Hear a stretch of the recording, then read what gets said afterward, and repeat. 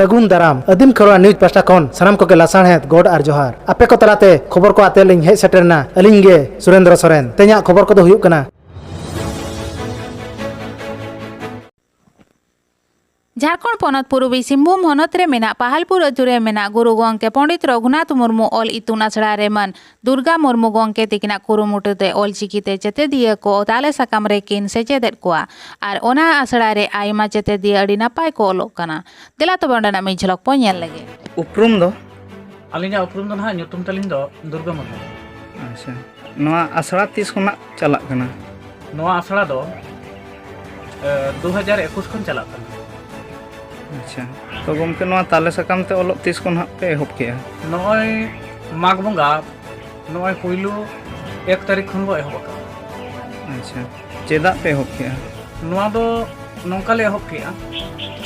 जे बंगा बुरुआ ऑल कना आर बंगा बुरुआ निरल निर्बार ऑल खान खातिर ते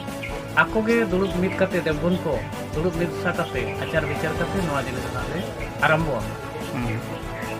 अच्छा गमके तिना गिद्रा को ओलोग खाना नवा ताले साकाम रे नवा ताले साकाम रे दो को ओलोग कना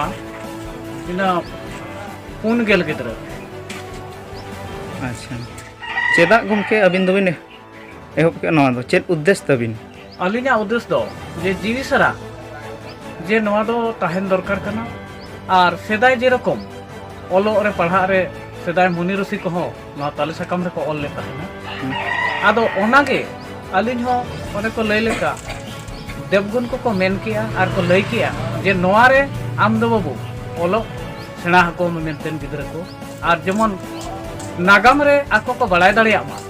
जे सरीगे ताले साकाम रे हो सेदाय को ऑल ले। अच्छा गमके अबिना मेद तेमा बबिन नेल ᱧᱟᱢᱟ चेद लका तेबिन ऑल बिन चेद आकोआ नवा दो ओने ना देवगुना दिसा आर अलिना मने मेद ते दिसा नय चपु चपु कि बांग जोटे जोटे कते नोंका कते अलिन दो ऑल चेद आको कना अलिन सेना आको कना गिद्रा को आगोते अबिना चेद उयहर मेना मालांगते नवा उयहर मेना जे जतो दिन सारा जीवी लगी जे आबोआ नागाम कि बांग आबोआ नवा चिकी आरो कि बांग नवा देवगुना ध्यान नौका के तहन ताबन मा आर जहां को अकोय को तायनम मांग मिना आकात को गिद्रा को जेमन को सेचेदोग मा सेचेद कते मारांग हड़ को तैयारोग मा अलिन द निया गे मिटांग उद्देश्य अबिना उयहर भावना लगी दो कोय ले दिन अलिन दो देवगुन के को लेया दिन आर बंगा बुरु को सा अलिन दुरुब तिंगन कानते उनको को ले का। अच्छा 30 को ले बिना अलिन दो मारांगा जहां ना नय जनवरी पारमेना जहां पुष बंगा उन समय रे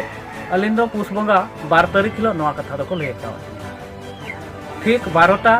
निदा बेड़ा माने 12टा रे माने 12 टांग रे को ले का। अच्छा